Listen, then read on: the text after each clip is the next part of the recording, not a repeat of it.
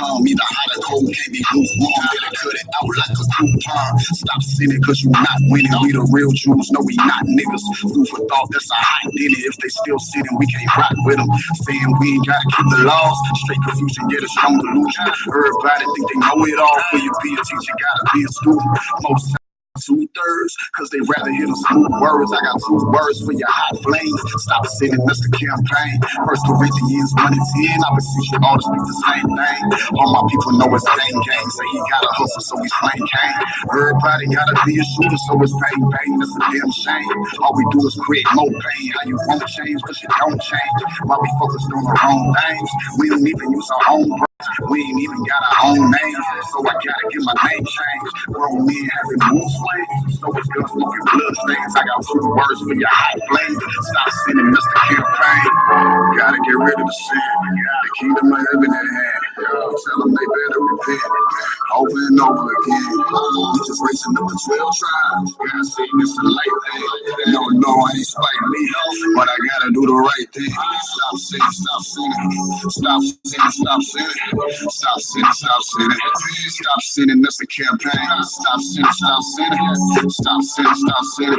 Stop sinning, stop sinning. Stop sinning, that's the campaign. The ring in my Judah chain. Garment on is a Judah thing. Commandment keepers, you should do the same. I'm just trying to get it through your brain. Whenever I open my Bible, all that I see is commandments. Whenever I look at my friends, I know I gotta keep the commandments, the laws of God. Just don't make a man. You think otherwise, better think you can. I see you abusing that grace again. God hate the sin and he hate the sin. You can find that in the book of Psalms, 5th chapter in the 5th verse. They love lies because the truth hurt. Before it get better, it's gonna get worse. Used to smoke till I passed out. Now it's flies that I pass out. Long way from the trap house. Yeah, I noticed that was mad now. Got a wife, not a girlfriend. A help me, not a boo thing. No sin into this world end. And after that, it's the same thing. Overcome what I undergo. Worldly treasures, they just come and go. So I gotta seek the kingdom first. Time's short, so you never know. Play with life, you just rolling dice. Treating life like a crap game. I got 2 words for your hot flames. Stop sinning, Mr. Campaign. Gotta get rid of the sin. The kingdom of heaven at hand. Tell them they better repent. Over and over again. You just racing up the 12 tribes. God said this a light thing. No, I ain't spite me, but I gotta do the right thing. Stop sinning, stop sinning. Stop sinning, stop sinning. Stop sinning, stop sinning. Stop sinning, that's the campaign. Stop sinning, stop sinning. Stop sinning, stop sinning. Stop sinning, stop sinning. Stop sinning, that's the campaign.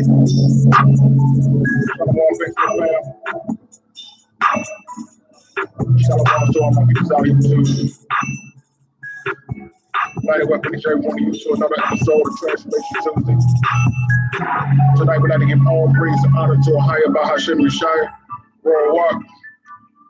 And for those of you not familiar with the Hebrew, that is all praise to the Most High, in the name of Christ, as well as the Holy Spirit. Once again, we'd like to welcome each and every one of you to another episode of Transformation Tuesdays, where we're striving to transform into the image of the greatest Israelite who ever lived, Yeshua HaMashiach, who the world know to be Jesus the Christ. We thank each and every one of you for taking time out of your busy schedule and joining us tonight. We know you could have been anywhere in the world, so due to the fact you decided to join us, we do not take your time for granted. Shabbat Shalom, Miss Park. Good seeing you on with us tonight. Truly, truly, truly a blessed to be before you today. It's been a wonderful, wonderful day. Most High favor smiling down upon us. We just thank the Most High just for another opportunity to come forth as people. So, and we already have some dynamic questions that have been submitted. So I don't even want to take a lot of time. We are coming here tonight hoping to edify the people and to glorify the Most High name. So it ain't about us tonight. It's about the Most High and his people. And so what we're hoping is that we can say something here tonight that will help you guys on your journey. You understand? So for anyone who will join us for the first time tonight, this is our Nation Tuesday Q&A. And we give you an opportunity to ask a question based on your desire to learn more about your journey or your relationship with the Most High. We always ask that question is never about a particular person, a particular camp, or someone's beliefs. We want you to make sure that that question is about your learning, your desire to be better for the Most High. And we will answer those questions in the order in which we receive them. Just by way of announcement, Deke has put the links into the groups. We want to ask you guys to join us February the 15th for our Purim celebration. We're asking all those who desire to come to register with us before January the 31st, the RSVP, before January the 31st. And we're asking all those in the Anson County, Richmond County, Stanley County, Union County area, those who are willing to travel throughout the state to join us throughout the month of February, each Sunday at 3 p.m. for our Black History According to the Bible program. We're going to be teaching you guys who you are according to the Bible, showing our true history of who we were before we came here in slave ships. Shalom, just seeing you on with us tonight. So pastors, we're specifically doing these things, reaching out to pastors and to entrepreneurs, to fathers, to single mothers, any form of community leader who is striving to have a better understanding. We ask you to join us throughout the month of February for our Black History According to the Bible. That's going to happen each Sunday at 3 p.m. The links for each one of those events are in the box. Please check those out. And RSVP, we look forward to joining you guys. Now, let's dive in because, like I said, we got some good questions tonight. So go ahead and y'all start gathering your thoughts. If you have a question in which you want to submit, go ahead and put it in there. We will get to those questions in the order in which they came. No such thing as a dumb question. No such thing as a too complex question. If we don't know, we'll tell you we don't know. But we're hoping to be able to help someone tonight. And it also helps us. You know what I'm saying? So let's study together. Let's get the Bibles out, get your apocryphals. Soup, let's get locked and loaded. Let's go to Sirach 4. Sirach, the 4th chapter. I need you to hold that and get Proverbs, the 16th chapter. Just our foundation scriptures tonight. Sirach, the 4th chapter. For those who don't have an apocrypha, please get you a separate laptop, phone, or tablet. Go to Google and put in S-I-R-A-C-H. S-I-R-A-C-H. You understand? And put it in chapter 4. We're going to be all in through the Apocrypha tonight, bringing out some wisdom scriptures tonight. So, Sirach, the 4th chapter, deep, soup, and Proverbs 16. Let's bring out verse 28 there. It's Sirach 4. Strive for the truth unto death. Now, strive for what? Strive for the truth unto death. Now, I got enough information, bro. I have arrived. Strive for the truth unto death. Strive for the truth unto death. Go ahead. And the Lord shall fight for thee. So that means if I'm not striving for the truth, if I'm not remaining teachable, the Most High will not fight for me. You understand? I must never get to the point where I think I have arrived. Read it again. He says what? Strive for the truth unto death, and the Lord shall fight for thee. Come on. Now let's go to Proverbs 16. So this is what the Q&A is about. It's constantly striving for the truth so that we can make sure that we have an understanding. We never get satisfied. We never get complacent. We're constantly striving for the truth until we leave here. And we know Hamashiach told us in John 8:32 that we shall know the truth and the truth shall set us free. You understand? Proverbs 16 verse 6. By mercy and truth, iniquity is purged. So here we go again. We see the word truth again. Read it again. It says what? By mercy of the Most High and truth. And the truth of the Most High. Iniquity is purged. So let us so right there, ladies and gentlemen, without the mercy and without his truth, we will remain in iniquity, thinking that we straight. Right? Go ahead. And by the fear of the Lord. And by the fear of the Most High. Men depart from evil. And so when we get that fear, that reverence, that honor of the Most High, this is how we ultimately begin to depart from evil. You understand? Now, so we already have some questions that's been submitted. Ladies and gentlemen, as I said, if you have a question, don't be afraid to ask, whether you're in the watch party or whether you're on regular live or YouTube, submit your questions and we will answer those questions in the order in which they came. But we have a few, so let's go ahead and get started. Question number 1 tonight. Could you explain what faith without works is dead means? Ephesians 2:8 and 9 implies that we can't earn salvation. LOL, I'm confused. I'm going to read that again. It says, could you explain what faith without works is dead means? Ephesians 2:9 implies that we can't earn salvation. LOL, I'm confused. Now, trust and believe that without proper understanding, there was a time when we were all confused when it comes to faith without works.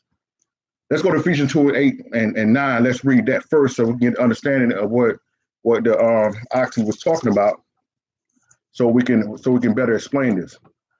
This is one of the things right here that is very, very vital for us to learn at an early point of our walk. Because without understanding this, you can be operating on the two extremes. You have some people, especially a lot of the people that's in the Christian church, would just focus on just faith. Faith. I believe, but won't ever do nothing, right? But then you got the people over on the other far extreme who will just be trying to do a bunch of works, who constantly be trying to do stuff. They got that martyr spirit. You understand? They're constantly working because they think they're trying to earn something, but they really don't believe. And they think them doing good deeds will get them into heaven or get them good grace in the eyes of the Most High. So it's very important that you know the difference and be able to balance those things. So because without it, you'll be in a place where either you'll be the young son with the prodigal son story and be way out there just saying you believe in the Father, or you'll be the older brother who'll be constantly working, but still never reaching the full benefit of who you are. So it's very important. So let's first go to Ephesians 2:8 and Ephesians 2. Let's read verse 8 and 9 there. Just bring out the verse she was talking about. Then we're going to explain what faith without works is dead means. Ephesians 2:8. So let's start at Ephesians 2. Let's start at verse 8. For by grace are ye saved through faith, and that not of yourselves. Not of yourselves. It is a gift. It is the gift of God. Now, read that again. He says what? For by grace are ye saved through faith, and that not of yourselves. Now, so we understand, ladies and gentlemen, that we have no access to the Most High, according to John 14:6, without the death of a Mashiach. You understand? There is no getting to the Father, right? So by grace, we were saved through faith, not of ourselves. Go ahead. It is the gift of God. It is the gift of the Most High. Go ahead. Not of works. Not of works. Lest any man should boast. So the Most High made sure that this was not going to be available to people who put in a certain amount of work, who had a certain amount of knowledge, and a certain amount of wisdom. It was going to be strictly on the back of his son, Yeshua HaMashiach, who the world knows to be Jesus Christ. Shalom, good seeing you on with us tonight. Casey. You know what I'm saying? So it's not about works, right? So people hear this, and so a lot of people will hear this and like, okay, I got saved by works, and they basically just sit down for the rest of their life. Well, I got faith. So let's explain what this means. Faith without works is dead. Let's go to James, the 2nd chapter. I need you to hold that and get Hebrews 4. Now, before I go into the scripts, let me give you a practical way of looking at what faith without works is dead means. All right, look at it from this perspective. Let's say someone is courting you, right? And they're telling you how much they, desire to spend their life with you, and they think that you're such a great person, and they believe that God has sent you to them, right? Okay, but that's what they're telling you. I believe in you. You're special. You're this, you're that. But they're never doing anything to actually show you that they believe what they say. They don't call you. They don't respond to you. They're not there when you need them. They're not taking you on dates. They're not buying you any gifts. They're not courting you. They're not, just being nice to you. But they constantly tell you, I believe in you, yo. You're special. I love you. But they're never showing you that. And this is the gist of many people's relationship with the Most High. Everybody's saying they love him. Everybody's saying he means the world to them. Everybody's crying in church with their hands lifted. But basically, their relationship is boxed in to that couple of hours where they spend in the sanctuary on Sundays. And for our brothers and sisters in the truth, there are a couple of hours that they spend on the Sabbath. Israel, you ain't getting away either, because Israel is doing the same thing, right? And this person who asked this question is an Israelite. I wanted to make sure I brought that out. Now, So let's go to James 2 and let's explain what faith without works is dead means. If James 2, and we're going to get Hebrews, the 4th chapter. James 2, so let's start at verse 14. What do it profit, my brethren, though a man say he have faith and have not works? Can faith save him? Now, this is why it's always very important. Shalom to one again, sing you with us tonight. This is why it's always important that you always go back and read everything in its context. Because I've seen people come to verses like this, read this one verse, stop, and interject their own opinion into it. Let's read it again. So what he said. He says, what? What do it profit, my brethren, though a man say he have faith and have not works? Can faith save him? So people go to this verse right here and say, see, you got to do something now to earn your salvation. No, you don't. Just like the days I posted today. I posted up this on purpose because of what I know I had this question coming tonight. Where I said that grace, we did nothing to earn the grace in which the Most High give us. But we must do something in order to benefit from that grace. You understand? Like, nobody has to, did you have to pay to get your job suit? Did you have to pay a fee to get hired? But what if you didn't show up to work? What if you didn't put in no loans? What if you're always showing up late? Think you're gonna get a check? Not happening. So that's not, to get in the door with the Most High is for free. But to benefit from what he has, once you get into that door, you got to put in some work.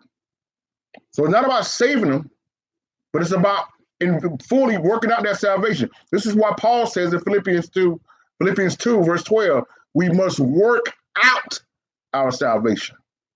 You understand? Watch this. Verse 15. If a brother or sister be naked and destitute of daily food, and one of you say unto them, depart in peace, be ye warm and filled. Right. Notwithstanding, ye give them not those things which are needful to the body. What do it profit? What do it profit? Do you know how many people are constantly praying prayers for people that they are the answer to? They are the answer to those prayers. But they'll tell you that they believe in Jesus. They'll tell you that they believe in Yeshua, that they believe in Yahushua, Yahushua, Yeshua, whatever it is that you want to call him. They'll tell you, I believe in him. But they ain't doing the works that he did. But they say, I believe in him though. And people out here praying for people when you're the answer to the prayer. No works. Watch this. Verse 17. Even so, faith, if it has no work, not works, is dead, being alone. It's dead.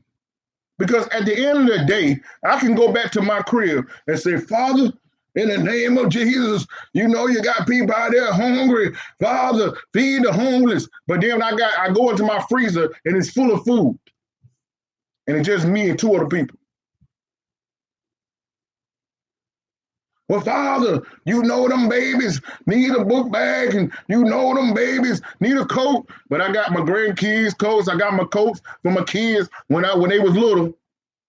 But I'm praying and believing for them to have a coat instead of to give them a coat. This is what we do. You understand? Watch this. Verse 18. Yeah. A man may say, thou has faith, and I have works. Thou hast faith. Thou hast faith, and I have works. Right. Show me thy faith without thy works, and I will show thee my faith by my works. See that? So what James is saying here, listen, you can say all day you got faith, but James said, I'm going to show you my faith by what I'm doing. When I'm out here doing the work, you're going to know who I'm working for. You understand? If I need a car loan, you understand, and you get car loans, I don't have to ask, yo, you work for Credit Union? That your works tell me who you work for, right? You understand? If I go in there to Walmart and I need some stuff and there's a guy in there just putting up the shelves to the same things I need, I don't have to ask where he works at because I see him putting up the work, doing the work. Likewise, If I see you out there feeding the homeless, if I see you out there clothing the naked, if I see you out there taking care of the widows, if I see you out here making sure that the people have shoes on their feet, if I see you out here going to the nursing homes, if I see you out here making sure people have help and praying, ask who you believe in. Works. You understand? Watch this. Verse 19. Thou believest that there is one God, thou doest well. The devils also believe and tremble. Read that last word again. The devils also believe and tremble. So, ladies and gentlemen, if you believe that Jesus Christ died for your sins without any works, you are even Stevens to the devils. Congratulations. Satan knows full well that Jesus died for the sins. He believes it. That's why he's going hard to rob people their salvation. John 10:10 says he's come to steal, kill, and to destroy. He knows what Christ has done. He believes it. You understand? So what James is saying here, believing that means nothing if you're not doing anything to bring forth that salvation to the people that need it. And salvation is not necessarily a church membership. That salvation is not necessarily knowing that they're Israel, because we're going to get to that in a minute. Salvation is bringing them their need, what they need right now. Watch this. Verse 20. But wilt thou know, O vain man, that faith without works is dead? Go ahead. Was not Abraham our father justified by works, right, when he had offered Isaac his son upon the altar? You see that? This is how Abraham was known as a father of faith, because without a Holy Spirit, without a Bible, without a pastor, whatever the Most High told him to do, he did it. You see that? Watch this. Verse 22. Seest thou have faith wrought with his works, and by works was faith made perfect. Mm-hmm. And the scriptures was fulfilled, which said, Abraham believed God, and it was imputed unto him for righteousness, and he was called the friend of God. So his faith is what brought him into a righteous state without the blood of Hamashiach. Y'all see that? Because he did the work. Watch this. Verse 24. Ye see then how that by works a man is justified, and not by faith only. And not by faith only. Now, let's go to Hebrews 4:11. So let me show you this right here, and then we're going to bring this to an end. Okay. We get to that one next. The person who just posted a question in watch party, we got you on deck next. Hebrews 4:11. Let us labor, therefore, to enter into that rest, lest any man fall after the same example of unbelief. So you see here, Paul is saying here to the Hebrews that he writing to in Jerusalem, listen, we have to work to enter into that rest. Because what happened was, prior to us understanding this grace that was available, we was out here trying to do it on our own. There's a work, there's an effort that must take place from us to go from our old way of thinking to our new way of thinking, from our old way of living to our new way of living. Watch that. Read it again. He says what? Let us labor. Let us labor. Therefore, to enter into that rest. Right.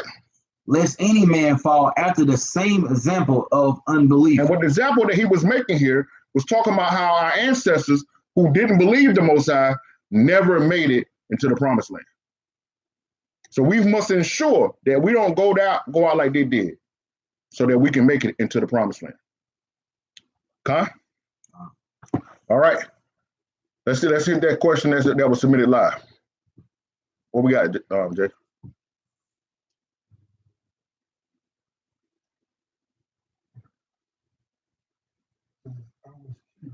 Can I still share knowledge of Israel? Not teach because I'm still learning myself. Or should I wait until I gain in-depth knowledge of the Bible?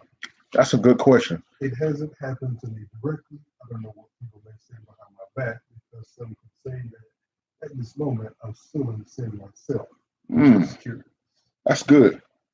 That's a good question. I wanna. Let me see your phone so I can read that, so that everybody can hear that, because that's a very, very good question.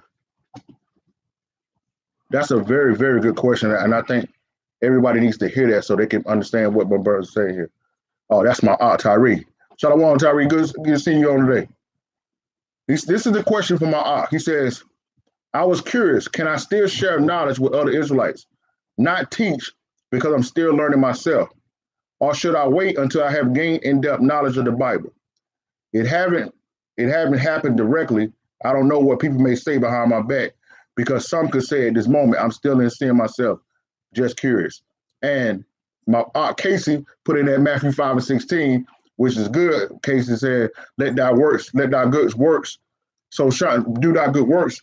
Let your light so shine that people may see your good works and glorify your Father which is in heaven. But let me bring it this direction, Tyree. Let me bring it from this direction. When we first came into the truth, and it was late 2013, I was already a preacher. I had been preaching for 6 years. You understand? Listen, when I came into the truth, I was breaking the law. Okay, I won't honor Sabbaths. We won't keep it holy days. We won't do any of that. So listen, that's just a fact. So I was a sinner. I just didn't realize it. I was preaching though. Okay, I still was preaching, but I didn't realize at the time I was a sinner. You understand? Shalom, young Juice. Good seeing you on with us. So the Most High, from late 2013 to 2016, commanded me not to teach our people that we was Israel. So even though I was preaching, I couldn't say it from the pulpit. 2 reasons. Number one, I was associate pastor at a Baptist church, and I was in submission to my leader, what I was going to be bringing would have been contrary to the doctrine that was been teaching. So it would have been out of order. That's number one. Number two is because I hadn't fully grasped everything and was able to fully break down this knowledge in order for me to be able to relate to people, right? So I didn't share this thing on a public platform, even though I had a public platform. We was traveling all over the country, but I never shared it because it wasn't the time. But I'm glad what my aunt Casey put in there saying Matthew 5:16. Let's read that verse for him, so people can see that. Because what my aunt was bringing out is that if the people will see Hamashiach in you and will see the truth in you, then what will ultimately happen is it will lead the people to be able to ask you, yo, what is it that you're doing different? And it's crazy that the Most High is bringing this out because we have a question coming up later that's related to that same question. So let's read that Matthew 5:16 first. Let your light so shine before men that they may see your good works and glorify your Father which is in heaven. So what you could do is right now, the way you treating your wife, they're going to be like, yo, man, your Tyree's a good husband. What is Tyree doing that I'm not doing? Look how she honors him, right? Be a great coworker, right? Get to the Sabbaths. Keep the whole, go away from the pagan things. Your light that you're shining amongst your family and everybody that's around you, it will make everyone notice, yo, you different. So you don't always need to bring out the books and the maps and the precepts. Live it. That's the greatest sermon you could ever preach. That's the greatest message you'll ever preach. And then, now I'm going to give you this precept right here that's going to help you. So, okay, when you do got something and someone asks you something, then you'll be able to bring it out. But if you don't, you won't. And I'm going to show you that. Let's go to Sirach. You already know where I'm going. Right? Let's go to Sirach. I think it's 5, right? Yeah, Sirach 5. Okay. Let's go to Sirach 5. And I'm pretty sure you got an Apocrypha. That's another question that we got coming up in a minute about the Apocrypha. So we're going to deal with that too. But let's go to Sirach. And for those who are just coming on with us, if you don't have an Apocrypha, grab your separate laptop, tablet, or phone, and go to Google and put in Sirach chapter 5. Now let's start Sirach 5 and let's go through 9 through 15. Watch this. When now with every wind. When not When not with every wind, and go not into every way. So what that means is it's talking about don't be blown with every wind. Okay? Which means is you don't be, listen, I tell people all the time, stay off YouTube watching every video that comes up. You need to find you one person, pray about it, fast about it with you and your wife, and say, you know, baby, listen, this is what the Most High is telling me to go. This is what we need to learn from. Whoever that may be. Right? That's who you rock with. Don't be going with every wind. Don't be up on every post. Don't be rocking with every group, every ministry. Find you whoever it is that's going by the gospel according to Hebrews 6. Not what tickles your flesh, but Hebrews 6. That gospel, that Hamashiach, that Paul said that we must do for Hamashiach. Right? So don't be blowing with every wind. Read the rest of that. For so doeth the sinner that have a double tongue. You see that? So you find you that one spot. That's where you learn from. Watch this. Verse 10. Be steadfast in thy understanding, and let thy word be the same. Read it again. Be steadfast in thy understanding. So you need to make a sincere effort to apply yourself to this thing. Give me 2 Timothy 2:15 first. Let me get that too. That's a great, great question. Because a lot of people, as soon as they find out they're Israel, they go run into a street corner.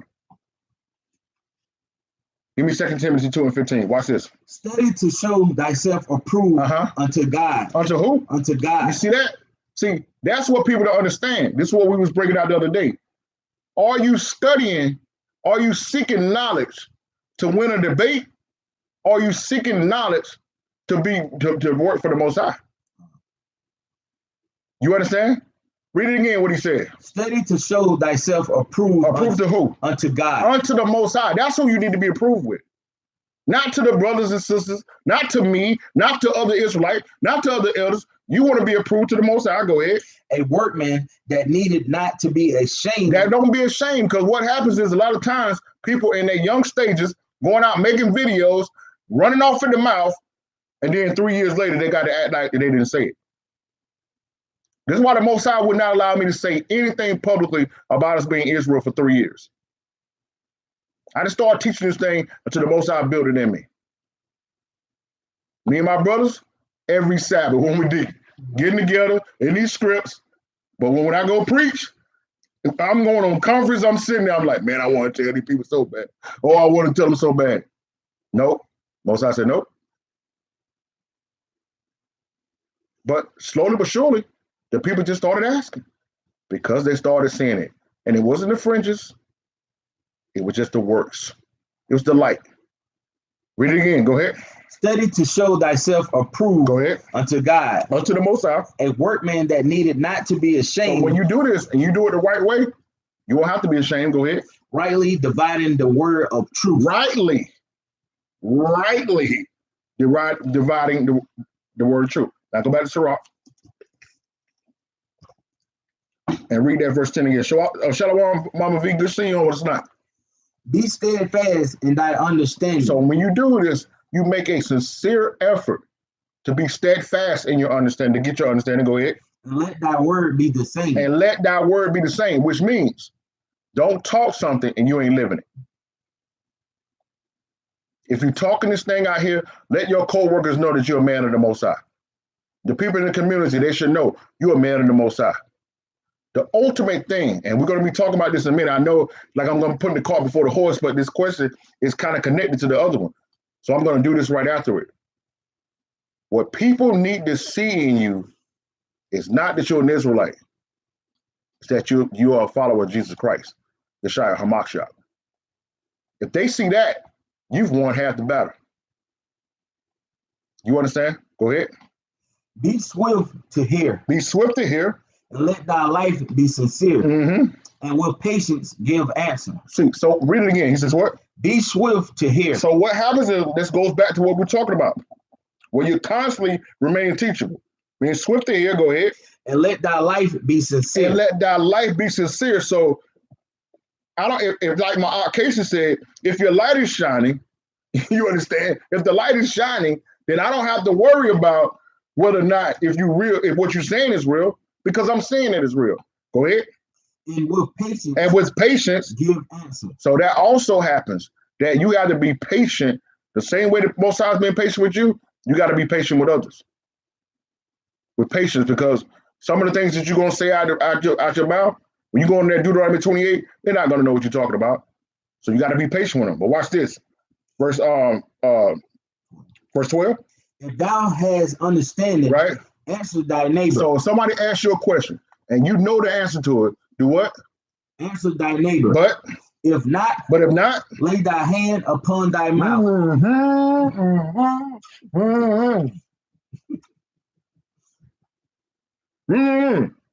If thou hast understanding, if you got understanding, answer thy neighbor. Answer thy neighbor, but what? If not, but if you don't know the answer, lay thy hand upon thy mouth. Don't say nothing. Straight out, I don't know. You understand? There ain't nothing wrong with that. That's what wisdom is. It's saying that you don't know. Watch this. Verse 13. Honor and shame is in talk. So you get honor or shame in talk. Go ahead. And the tongue of a man is his fault. Go ahead. Be not called a whisperer, and lie not in wait with thy tongue. Go ahead. For a foul shame is upon the thief, and evil condemnation upon the double tongue. But this is what I wanted. Verse 15. Be not ignorant of anything in a great matter or small, or a small. Or small. So what I wanted to bring out in that is that verse 15 was, don't start learning things that you just want to know. Don't be learning things, focus on things so you can win debates with other people. You need to know everything, a little about everything. Because you never know what tidbit of information you can give someone that could bring them to want to know more. Okay? Tyree, you know I'm here for you. Anything I can do, we're here for you. We're going to be hitting these streets very soon. So you just do what you got to do and you learn. And you learn at the pace of the Most High. You don't rush yourself. And the Most High going to use you when the time is. Because listen, you already know, boy, we from Anson County. You know what we dealing with down here. So I'm glad the Most High brought our paths back across, bro. Keep doing the work. You know you got some brothers that's with you, bro. All praise. Kwame Yasharala. Got anything else over there? All right. Let's get back to it. So I'm gonna go to that next question that's related to that. This was the question. It says, what do you think is more important, telling our people that they're the true Israelites or the truth concerning Christianity? Quotations meaning the true gospel versus what the gospel teaches. Read that question again. It says, what do you think is more important?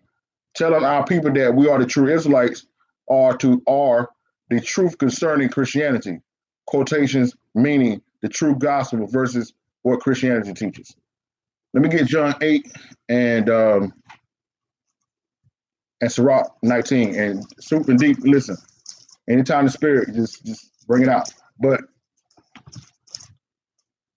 And I know this is going to shock some, and they might give me some inboxes, but I don't care. You know, this is what it is.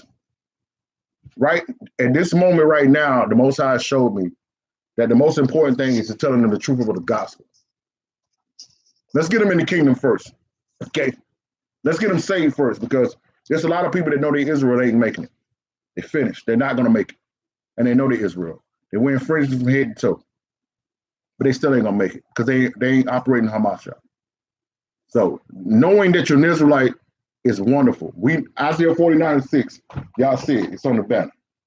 Okay, it's on the banner, right? But telling people the truth of the gospel of what Hamashiach came to do is more important than telling them they're Israelite, because them finding out they're Israelite means nothing if they don't understand what Christ has done. Telling them the true gospel ultimately will lead to telling them they're an Israelite, because you have to ultimately tell them who Hamashiach really died for. You see that? So we have found over the years, especially the last 2 years, that our door into waking up our Christian brothers and sisters have not been telling them they're Israel. It's showing them the lies of Christianity. Because once they see that, Now they have a more, they have not been told. Do you would imagine the looks on people's faces when they find out that Christ didn't raise on a Sunday? They've been believing that their whole life. And when we show them with this Bible, no tricks, no, this is the way you got to interpret it, just the Bible. I mean, YouTube is going in and out. Okay, it came back. So you must understand that Christ is the most important thing out of all of it at the end of the day. So let's go to that. Let's show them that real quick. Let's get John 8, verse 31 and 32 and Sirach 19. Watch this. Then said Yeshua to those Jews which believed on him, if ye continue in my word, if you do what? If ye continue in my word, then are ye my disciples indeed. So what happens, ladies and gentlemen, is with the religion of Christianity, oftentimes people are not continuing in the word. This goes back to what we was talking about with the saved by grace. Most people, that's it. I'm saved by grace. Some people don't even do a confession. They go in the water. Somebody baptized them at a Baptist church when they were 12, 13 years old, and you hear they feel at 90 as they live a wicked and lifestyle for 80 plus years. Yeah, he gave his life to Christ at an early age. No, you didn't. No, you didn't. But people say that just to make themselves feel better. So read it again. He says what? Then said Yeshua to those Jews which believed on him. So that's the thing about it. We got to talk to our brothers and sisters who really believe that Hamashiach died for their sins. They may be off according to what it really saying. They may not know that he ain't white. They may not know what day he rose and all that. But if they believe right there that he died for their sins and rose on the third day, we got something we can work from. Right? Go ahead. If ye continue in my word. If you continue in that word, then are ye my disciples indeed. So, ladies and gentlemen, we was never supposed to be making church members. We were supposed to be making disciples. And the majority of the people are not being made disciples. They just been made a church member. Whatever that church requires, that's what they fix. That's what they fit. You understand? But if we make them disciples and they continue in the word, they start saying, yo, this don't add up. This ain't what they said. Hold up. I thought this. Now we can have that real conversation. Then this is what happened. Verse 32. And ye shall know the truth. Then they will know the truth. And the truth shall make you free. And the truth will make them free. Now let's go to Sirach 9, Sirach 19. And let's show them the benefits of having the truth. Israelite being, listen, you ain't got to worry about that. We're going to get to that. You understand? But we got to get these people saved. We got to get them in this water. Because at the end of the day, when Hamashiach comes back, your fringes won't do it. The only thing gonna do it is their blood. You understand? And that's what they gotta have. Sirach 19, Soup. Let's start at verse 15. Watch this. Admonish a friend, for many times it is a slander, and believe not every tale. So what happens is, like right now, if you poll a group of Israelites and you start asking them about Christians, they're going to start talking about the generalizations that are being discussed over social media. And most of them don't know a real Christian. So if you start seeing your brother and your sister through the eyes of social media and through the eyes of religion, you're going to miss what's really going on here. So if you admonish them, you'll find out that a lot of the things that people are saying just slander. It ain't even real. You can't group all churches the same. You can't group all pastors the same. Every pastor out there just trying to get money. I was one of them, and I won't get no money. When people had to get on me now to take money. What are you talking about? So when I used to hear that all the time, I'd be like, get out of here, man. None of my people's got down like that. That's painting people with a broad brush. You understand? Watch this. Verse 13, 16, Slocky. There is one that sliveth in his speech, but not from his heart. But not from his heart, go ahead. And who is he that have not offended with his tongue? You see that? So you might have a person come to you and say, hey man, Merry Christmas. And you looking at him with the evil eye. That brother don't know. He really believed that was Jesus' birthday. That's why he's celebrating it. You understand? You can't judge the brother. You can't judge the sister because he don't know no better. Happy New Year. Man, listen, man, the ring ain't in the beginning of the winter. That brother don't know that. She don't know that. You understand? Watch this. Verse 17. Admonish thy neighbor before thou threaten him, and not being angry, give place to the law of the Most High. You see that? Listen, man, you going to hell, so you keep celebrating Thanksgiving. You're going to hell. Read it again. Admonish thy neighbor before thou threaten him. Before thou threaten him, go ahead. And not being angry. Not being angry. Give place to the law of the Most High. Give place to the law of the Most High. Let the word change them. Because it should be changing based on you anyway. Watch this. Verse 19, 18. The fear of the Lord is the first step to be accepted of him, and wisdom attaineth his love. So we give them the way to truly worship him and serve him. That's how they'll really be in a position to obtain him. Watch this. Verse 20. Tripping. Verse 19. The knowledge of the commandments of the Lord is the doctrine of life. Read that again. The knowledge of the commandments of the Lord is the doctrine of life. Most of our brothers and sisters in the church don't have no knowledge of the commandments. You got to give them those commandments. You understand? Go ahead. And they that do the things that please him should see the fruit of the tree of immortality. That's what we need to get them. Let's get them to that tree of immortality. Then they'll find out their names on the gates. Watch this. Go ahead. The fear of the Lord is all wisdom. And in all wisdom is the performance of the law. And all wisdom is the performance of the law. Go ahead. And the knowledge of this of his what is that? Omnipotence. Omnipotence.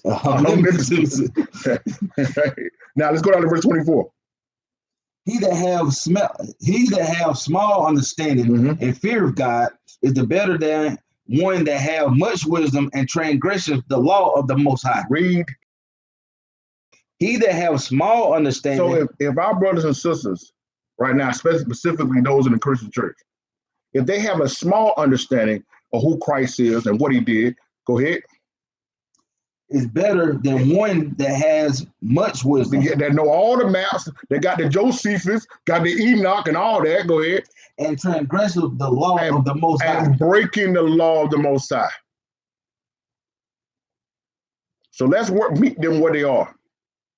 If they believe who the world ought to be Jesus Christ died for their sins, let's get them this true gospel.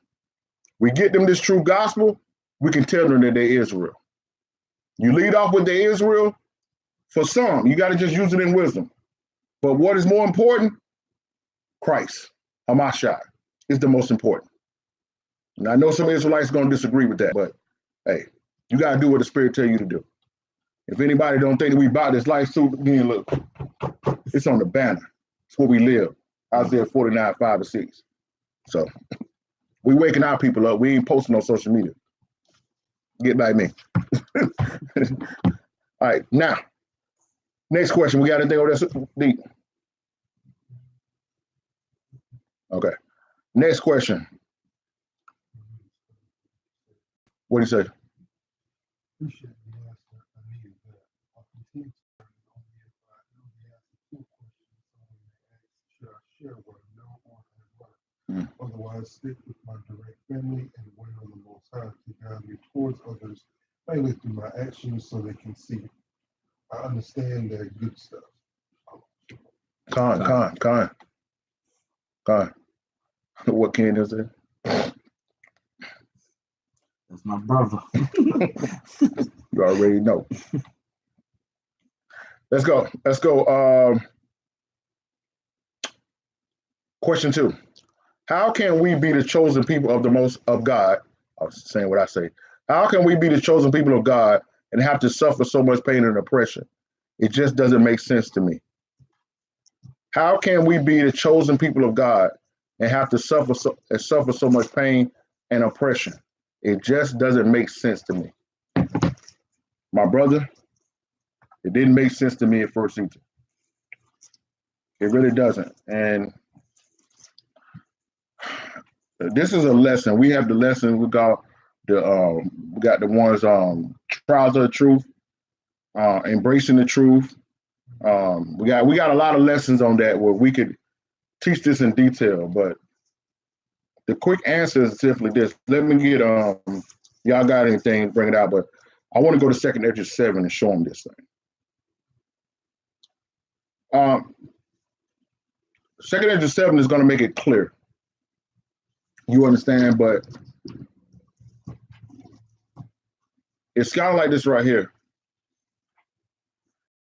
You give something, when you give everything you have to someone and they don't appreciate it, you just can't, most likely you're not going to just be willing to go and give them, make everything available to them again so easily. And our ancestors, unfortunately, did not appreciate what the Most High done for them. And we, as a result, are paying for it. What we're dealing with now is called Jacob's trouble.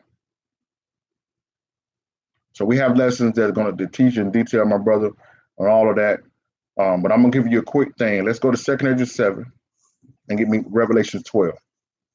And let me show you what it is quickly, why we're dealing with so much pain and why is this result, related to us being the chosen people. My ox said this one time, one Sabbath, he was bringing it out. He said that when he was coming into the church, how he noticed that things for us wasn't going as smooth as the things that are going for the rest of the people. And he said, we serving the same God. Why is it seem that our people are still struggling when everybody else seem to be prospering? And that's what frustrates a lot of people over the years. And I've dealt with that being a pastor in the Christian church, is that you're telling people what to do, and some of them are actually trying to do it, and it ain't working.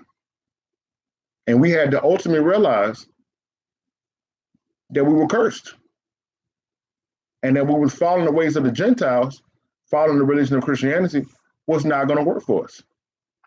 Matter of fact, before we go to Ephesians, Slakia, before we go to 2nd Ezra, show them that. Let me show them that Amos 3. Let me show them that. So this is the reason why our people have been suffering. It's because we haven't been told who we are. And because we hadn't been told who we are, we were operating on a false security. You understand? It's like being thirsty and someone hand you a cup, but they didn't tell you there's a hole in it. So you may get a couple of sips out of it. You understand? Matter of fact, let me get that. Let me get that too. I want you to read that, and I'm gonna find that verse in Jeremiah. That's the spirit right there, because I didn't mean to say that. Give me that Amos 3:1 right there. Give me that. Hear this word that the Lord has spoken against you. Against who? Against you. O children of Israel. O children of Israel. And for my Christian brothers and sisters, I know right now you're still calling yourself Black, African American, Native American. You still call yourself Hispanics and Latinos, Baptist, Christian, Amzine. I know that's what you're calling yourself, but that's not what the Most High called you. He said you are for the 12 tribes of Israel. So read it again. Who the Most High got a problem with? Hear this word that the Lord has spoken against you. Who are we talking to? O children of Israel. No, you're talking to the Americans. O children of Israel. No, it's to the Europeans. O children of Israel. Go ahead. Against the whole family, which I brought up from the land of Egypt, saying, what did he say? You only have I known of all the families of the earth. Nah, brother, you got that wrong, brother, because when they did the Council of Nicaea with Constantine and the boys, I sent a couple of angels to represent down there. You only have I known of all the families of the earth. Nah, brother, you got to understand, because the United States of America was built one nation under God, right? You only have I known of all the families of the earth. Go ahead. Therefore, I will punish you for all your iniquities. Y'all see that? So he said, listen, because you were the only ones that I knew, I'm going to punish you for all of your iniquities. I got to find that verse, man. I done said it, now I got to bring it out. He said that how Israel have taken the fountain and changed them.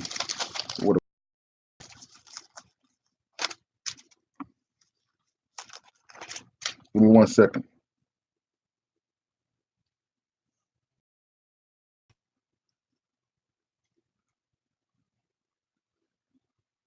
Jeremiah 2, verse 13. Watch this. Watch this. Jeremiah 2 and 13. So this is what's going on. We're thirsty. People are really thirsty. And because we don't understand who we are, we're taking cups from the Gentiles. But they didn't tell us that our cups had holes in it. Watch this. Jeremiah 2 and 13. Watch this. For my people have committed to evil. These are the two evils that we've done. Watch this. They have forsaken me, the fountain of living water. Now, watch this. Go to John, the 4th chapter. Listen, this is the spirit. This is not the way I wanted to answer this, but I feel like this is the way we got to bring this thing out. So hold your place there. Read John 4 and 13 again. Read that. This is what we did. Read Jeremiah. Jeremiah 2 and 13 again. Read that again. Go to John 4 and give me 13 and 14. Watch this. Isaiah answered and said unto her, whosoever drinketh of this water shall thirst again. So the water that the world has to offer us, the water that the Christian religions have to offer us, we can drink it and it'll make us feel good. This is what I was telling them was too much pressure. You know, they try to say being an Israelite and keeping the law is bondage. I said, brother, what good does all this so-called freedom that you have, that you go to church on Sunday and you feeling all warm and fuzzy inside while you're there? But as soon as you come home to despair and hopelessness. What is the point of that? So you run around the church, you dance, you fall out, you do all this stuff to make you feel good while you're there. But as soon as you come home, many of you don't even make it home. You're already dealing with the despairs. Because what you're getting there is not giving you the answers. Read it again. It says what? Isaiah answered and said unto her, whosoever drinketh of this water shall thirst again. So you're going to be thirsty again. It's going to make you feel good for the moment, but you'll be thirsty again. Verse 14. But whosoever drinketh of the water that I shall give him shall never thirst. But the water that I shall give him shall be in him a well of water springing up into everlasting life. So what happens is, give me John 7 and 38. So what happens is, you already know, Dick, you're in the spirit. So you already see what happens is, the religion is giving us, it's like, listen, soda tastes good. We know soda's bad for us, but soda tastes good. But when you out there sweating this and you're hot and you're working out and you're running and it's a hot summer day, it's only going to make you thirsty. That's what religion is. But really knowing who a Mashiach gives that river, everlasting, that's flowing. But this is the issue. John 7:38. Give me that. He that believeth on me, as the scripture have said. As what? As the scripture has said. As what? As the scripture has said. That's the key thing. The majority of our people, ladies and gentlemen, even though they believe on Jesus Christ, hold that. Give me Romans 10. Give me Romans 10. Hold your place there. I know this is crazy, but I'm just following it. Give me Romans 10. Because I'm going to make sure I got this brother answer. Why are we suffering? I'm going to try to give him this quick version. Give me Romans 10 and 2. Watch this. For I bear them record that they have a zeal of God. So a lot of our people have a zeal for the Most High. They want to know him. They love him. They appreciate him. But what? But not according to knowledge. Not according to knowledge. Now, go back, John 7:38. Watch this. He that believeth on me, as the scripture has said. As the scripture has said, go ahead. Out of his belly shall flow rivers of living water. That same river. But if you don't believe him as the scripture said, this is what happened. Go back to Romans 10. Go back to Romans 10. Read the rest of that. For they being ignorant of God's righteousness. So because we was ignorant of the Most High's righteousness. Going about to establish their own righteousness. So what we have done as a people, with following the religion of the Gentiles, has established our own righteousness. And what happened as a result? Have not submitted themselves unto the righteousness of God. We have not submitted to the righteousness of the Most High. You see that? Now, back to Jeremiah 2. Watch this. So this is how we did it. Jeremiah 2:13. Read that again. For my people have committed to evil. Two evils. Go ahead. They have forsaken me, the fountain of living waters. Because we were following the religions of the Gentiles. We've forsaken the fountain of living waters. The Most High, go ahead. Hew them out systems, broken systems, and can't hold no water. So we took from the Gentiles their religions, broken systems with holes that can't hold water. See that? That's how it happens. So now that we're in this broken down, oppressed state, now let me show you in 2nd Esdras 7 how it's seeming even rougher for us. Watch this. 2nd Esdras 7 chapter. Let's start at verse 1. Watch this. And when I have made an end of speaking, matter of fact, Salaki, go back to chapter 6 so they can see what the prayer was. Not up too far, so we don't want to, not tonight. We don't want to, shake them up too bad, tonight. I don't, Facebook is being gracious, letting us preach the good book. You know what I'm saying? So let's not go up too far. You know what I'm saying? Let's not ruffle the feathers yet. Got some more things we got to bring out. Give me 58 and 59 in chapter 6. Watch this. This is the question that Esdras asked before chapter 7. Watch this. But we, thy people, whom thou hast called thy firstborn, thy only begotten, right, and thy fervent lover, are given into their hands. So how you saying, asking, how is it that the enemies of our people, how have we been given over to their hands? Go ahead. If the world now be made for our sake, made for Israel, why do we not possess an inheritance with the world? Right. How long shall this endure? I said, how long are we going to have to deal with this? Now, watch this. Go over to chapter 7, verse 1. And when I have made an end of speaking these words, there was sent unto me the angel which had been sent unto me the night afore. And he said unto me, Up, Esdras, and hear the words that I am come to thee to tell thee. Right. And I said, Speak on, my God. Let me always give a disclaimer here. He wasn't calling the angel God. The angel came there as a messenger from the Most High. I want to make sure that's clear. Go ahead. Then said he unto me, The sea is set in a wide place, that it might be deep and great, but put the entrance were narrow and like a river.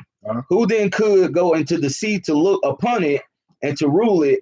If he went not through the narrow, how could he come into the broad? So what he's asking here is, if you got this broad sea that's full of vast treasures and things that's going to be blessing to me, but the only way I can get to it is I got to go down this narrow river to get into it. That's not going to be easily accessible. If I don't take that risk and go down that narrow path, how could I take advantage of all that's out there for me? Watch this, verse 6. There is also another thing. Go ahead. A city is builded and set upon a broad field, and is full of all good things. The entrance thereof is narrow, and is set in a dangerous place to fall, like as if there were a fire on the right hand, and on the left hand a deep water. Right. And one only path between them both, even between the fire and the water, so small that there could be one man go there at once. Right. If this city now were given unto a man inheritance, if he never shall pass the danger set before it, how shall he receive this inheritance? Now, so not only with a body of water, but let's say a city is there, full of treasures, full of gold, full of prosperity. What is that? Entrance is narrow, and only one man can go at a time. If I lose hope because I can't go there with everybody, if I lose hope because it's a dangerous path, can I ever take advantage of what that city is? Now, Hamashiach said the same thing in Matthew 7. Let's go there. Let me show you that Esdras is only saying what Hamashiach eventually said himself. Let you know that Hamashiach was reading Esdras. Another lesson for another time. Watch this. Matthew 7, verse 13. Enter ye in at the straight gate, right? For wide is the gate, and broad is the way that leadeth to destruction. That leadeth to where? To destruction. Leadeth to where? Destruction. To hell. To destruction. To heaven. To destruction. To prosperity. To destruction. To name it and claim it. To destruction. Uh-huh. And many there be which go in thereat. That's why you got the mega churches.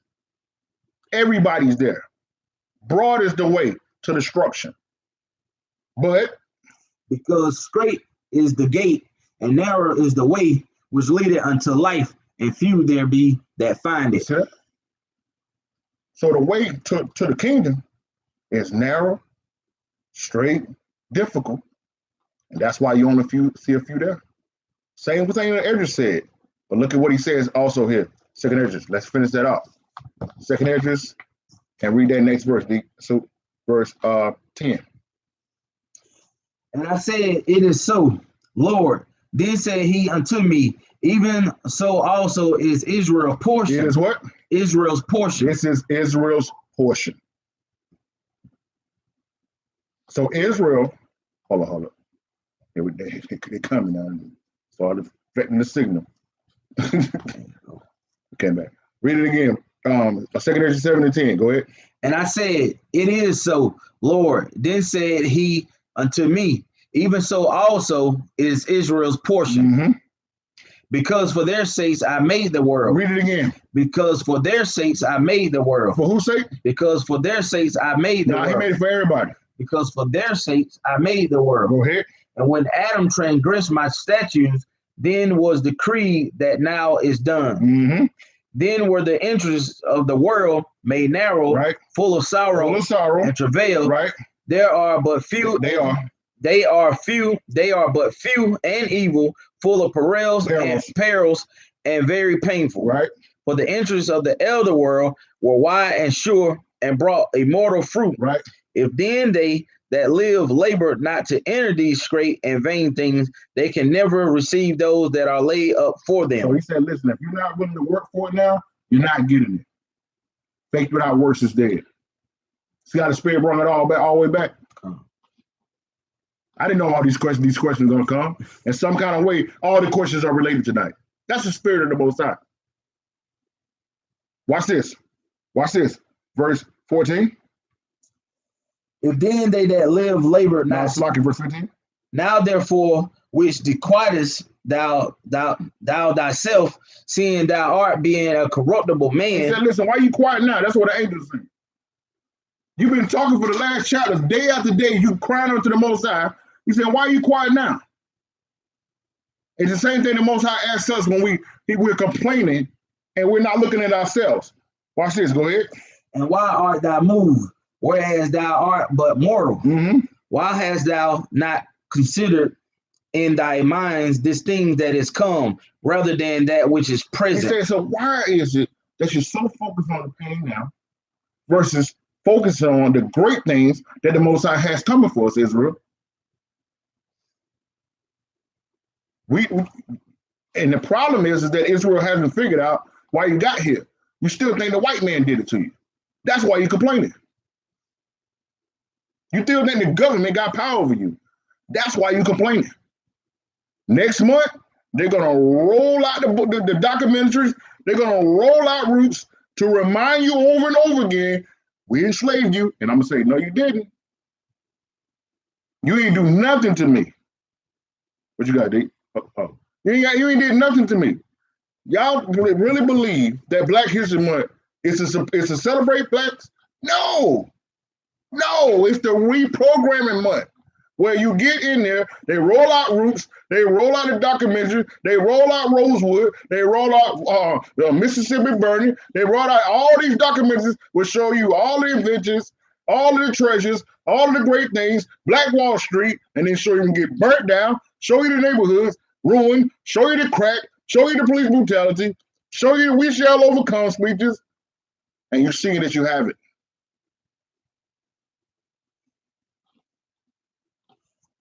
Then the same leaders are going to march. You're going to walk up and down the street. You're going to say, we're taking our streets back. We're going to do it all over again till next year. Same death, same drugs, same sex trade, same women, girls being pregnant, same results. Until we get back to the law, statute, commandments, and it only finds out that when we find out who we are. This is why it's very vital for those in our area to join us for the Black History according to the Bible that we have coming up next month. We got the links in the box. Those who want information to this, contact me. It's absolutely free. You understand?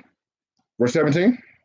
Then answered I and said, O Lord, that bears rule, thou hast ordained in thy law that the righteous should inherit these things, but the ungodly should perish. The ungodly shall perish. So we must work on being righteous and not being worried about anything else. You understand? Now, lastly on that, let me get Revelation 12. The brother said, I want to know how is it that we're going through so much pain and so much depression and we're supposed to be chosen. It don't make sense. I know it don't make sense, but it don't make sense because of the mindset and the perspective that we once had. You get the mindset and the perspective of the Most High, you'll start seeing things a lot clearer. Watch this. So everybody and their mama talk about the devil hating, the devil trying to take me down, the devil busy. No, the devil ain't busy. The devil has one enemy and one enemy only. And you're going to see who that is. Romans 12, verse 6, Revelation 12, verse 17. This is the devil's enemy. Watch this. And the dragon was wroth with the woman. The woman is Israel. And went to make war with the remnant of her seed. With the who? With the remnant of her seed. With the who? With the remnant of her seed. Which keep the commandments. Now they say that teach the commandments is done away with. Which keeps the commandments. That don't follow the law. Which keep the commandments. That go to church on Sundays. Which keep the commandments. That's saved by grace. Which keep the commandments. That do what? Which keep the commandments. Right. And have the testimony of Yeshua HaMashiach. That's who the devil is coming after, brother. Israel.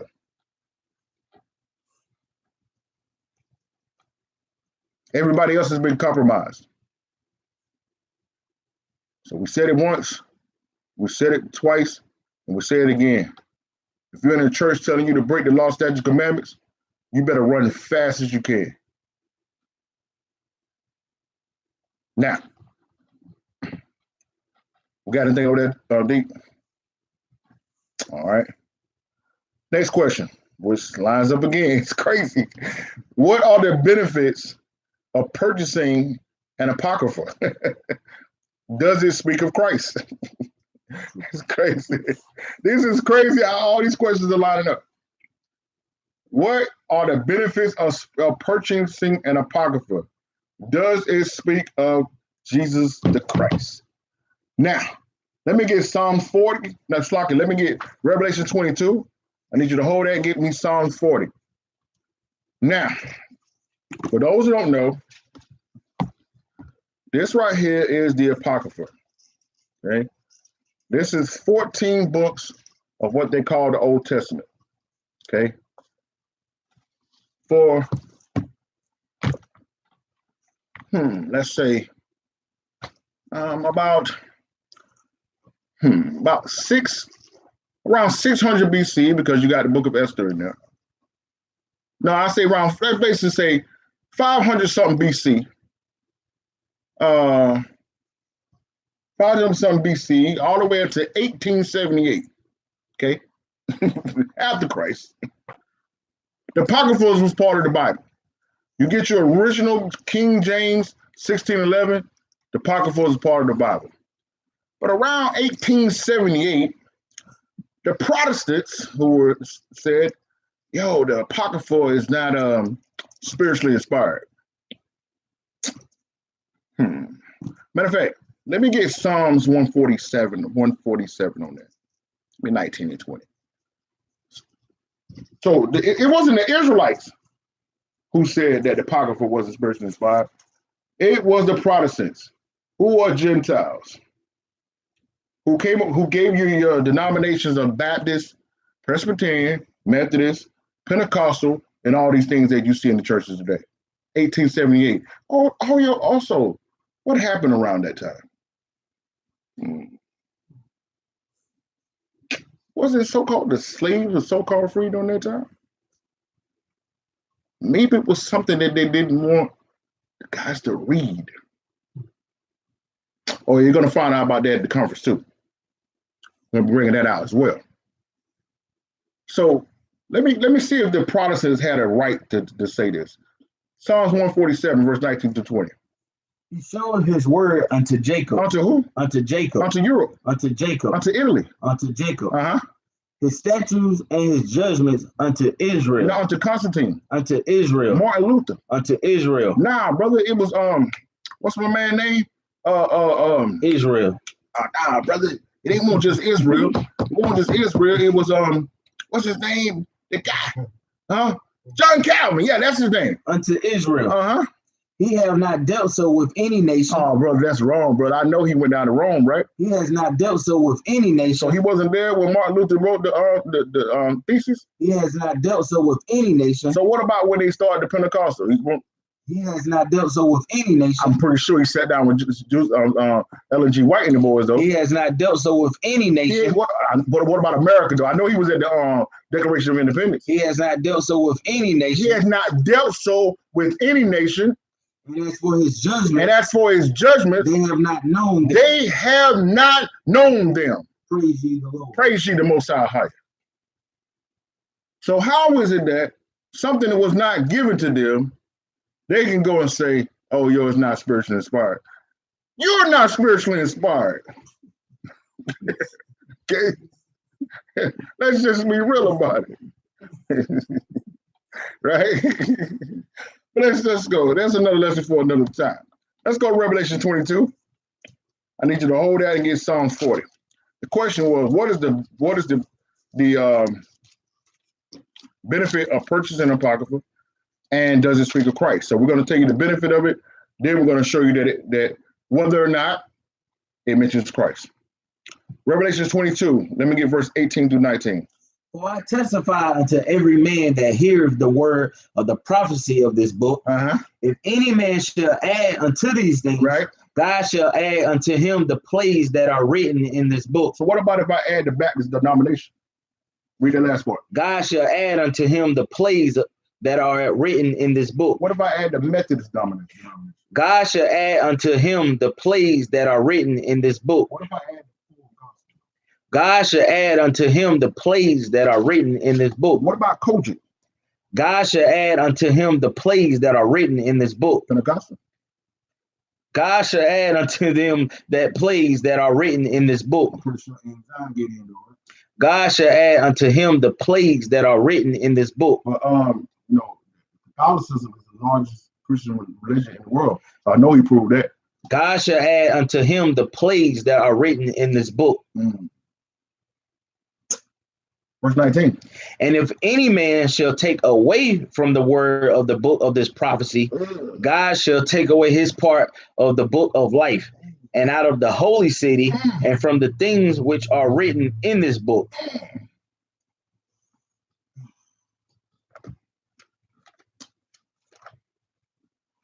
So that's what happened for those guys who took the Apocrypha out.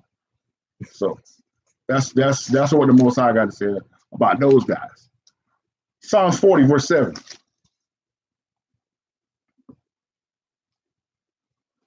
Psalm 40, verse 7. Bring it out. Then said I, lo, I come in the volume of the book. He says what? I come in the volume of the book. And that's Hamashiach right there.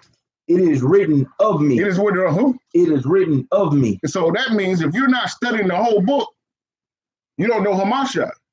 Matter of fact, no, we ain't gonna go there because I get down and that we're talking about the Apocrypha right now. So my brother who asked that question, the point of it is that you can't allow someone to tell you that not to study something, and they did that to you on purpose. Okay. And Hamashiach says, I come in the volume of the book. And when he spoke through David and said that, the Apocrypha was there. Okay. I'm about to show you in the Apocrypha that it spoke of Hamashiach. And for anyone who could doubt it, I'm going to show you that John said the exact same thing in Revelation. And you just saw something in the spirit, which was around 530, 515 BC. John saw something around 60 AD. Now, how in the world could Esdras, about 600 years see something that John saw 600 years later and it not be spiritually inspired? Okay. Let's watch this. Let's go to 2 Esdras 2. And I want you to go ahead and get Revelation 7 ready. Because we're going to go right there and you're going to see basically the same words repeated. Two men of the Most High, called in the Spirit, 600 years apart. Watch this. 2 Esdras. Got it.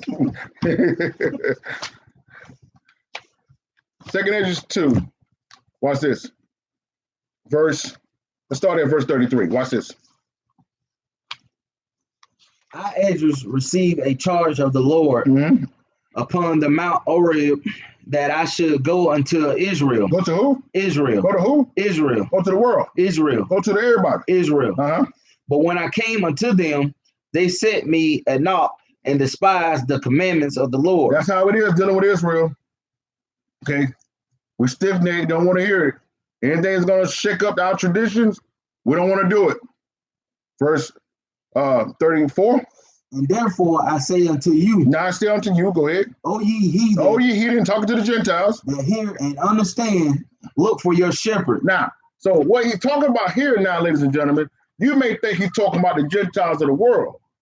Nah. He's talking about Israelites who don't want to follow the commandments. Because once you go into the place of not keeping the Most High commandments, you will be saw as a Gentile. You will be saw as a heathen, right? This is what happened to the 10 tribes. So when they didn't want to hear, what did you call? He said, what? O ye heathen. O ye heathen. Go ahead. That hear and understand. Right. Look for your shepherd. Look for your who? Your shepherd. Notice how in your apocrypha there, that shepherd is capitalized. What is, now let's go to John 10. Let's see what Hamashiach called himself. Let's see this. Let's go to John 10. Watch this. And let's go straight to it.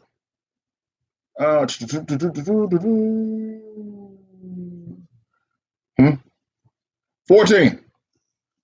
I am the good shepherd. I am the who? The good shepherd. I am the who? I'm the good shepherd. Right. And know my sheep. And know what? And know my sheep. Mm-hmm. And am known of mine. And am known of mine. So those who are really walking with Hamashiach, they know him.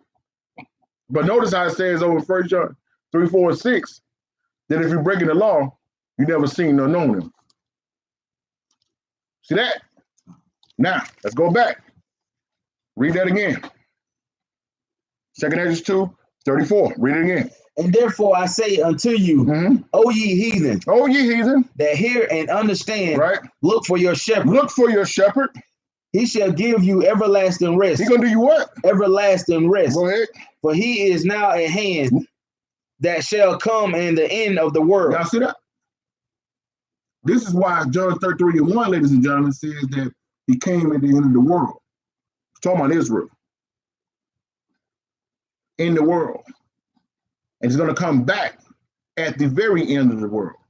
Watch this. Verse 35. Be ready to the reward of the kingdom, for the everlasting light shall shine upon you forevermore. Flee the shadow of this world. Flee the shadow of this world. Receive the joyfulness of your glory. I testify my Savior. I testify who? My Savior. My who? My Savior. My who? My Savior. Openly. Openly. Notice how Savior is capitalized. His name is Yeshua. Go ahead. Oh, receive the gift that is given you, and be glad, giving thanks unto him that have called you to be heavenly kingdom. Oh, rise up and stand. Behold, the number of those that be sealed in the feast of the Lord. Let's talk about Revelation 22, the great feast. Go ahead. Which are departed from the shadows of the world, right, and have received glorious garments of the Lord. Go ahead.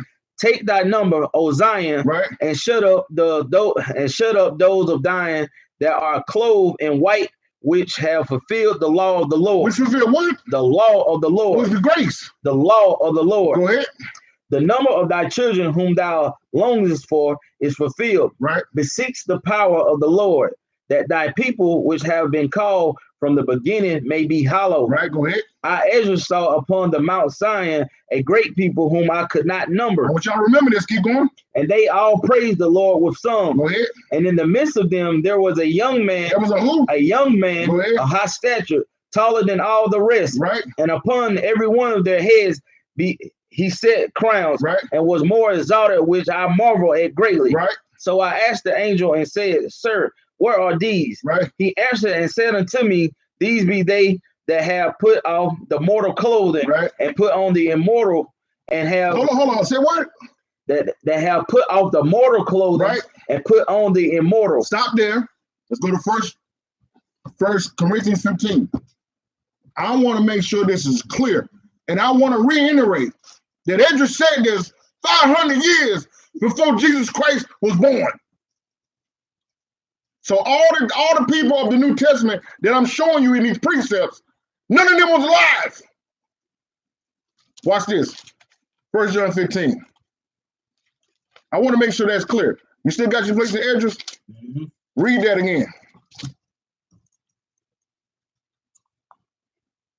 And in the midst of them there was a young man of high stature, taller than all the rest. Right. And upon every one of their heads he set crowns, and were more exalted, which I marveled at greatly. Right. So I asked the angel and said, Sir, what are these? Mm-hmm. He answered and said unto me, right, These be they that have put off the mortal clothing, right, and put on the immortal. Now, give me 1 John 15, verse 45. Watch this. 1 John. Slaki, 1 Corinthians 15. Verse 45. Watch this. And so it is written, the first man, Adam, was made a living soul. Right. The last Adam. The who? The last Adam. The who? The last Adam was made a quickening spirit. Go down to verse 47. The first man is of the earth. Talking about Adam. Earthy. The second man. The second who? The second man. The second who? The second man. No, I thought he was God. The second man. The second man is the Lord from heaven. Well, from where? From heaven. Now, go down to verse 53.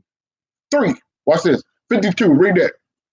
In a moment, in the twinkling of an eye, at the last trump, for the trumpet shall sound, right, and the dead shall be raised incorruptible, right, and we shall be changed. Go ahead. For this corruptible must put on incorruptible. Go ahead. Incorruption, and this mortal must put on immortality. Y'all see that?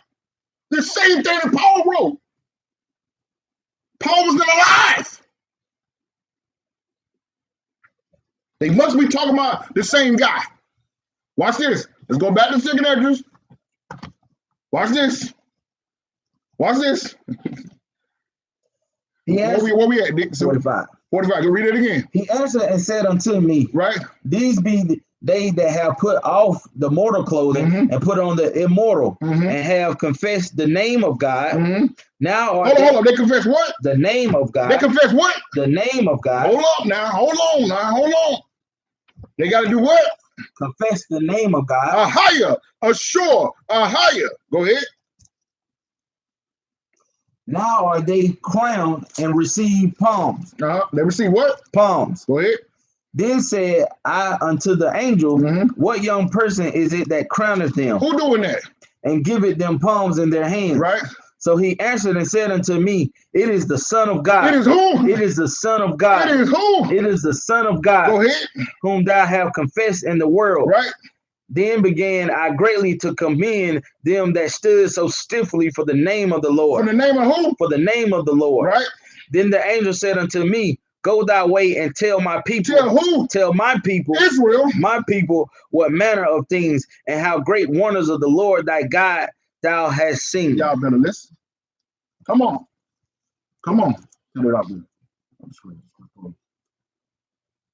Now, let's go to Revelation 7. I'm going to show you the exact same thing that Ezra was calling the spirit saw. I'm going to show you that John saw the same thing.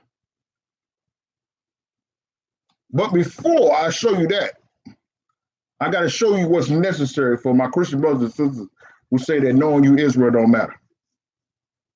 Okay? This is for you people who are say that Jehovah's Witnesses are serving the same God as you. That's for you too. Revelation 7, verse 3. And also, I'm putting this out here, verse 3, for all y'all who believe in that nonsense of global warming and climate change. Let me show you. Hold on. See what they're doing now. That's what they're doing now. Hold on, YouTube. They tagging us on Facebook. Y'all don't go nowhere. Don't let them kick you out. Because we knew when we got to this question, it was going to be a problem, right? All right. So we're over there. You see how the numbers is dropping? You see how them jumping went all the way down? That's crazy. Look at that. Still dropping. They probably about to end us, man.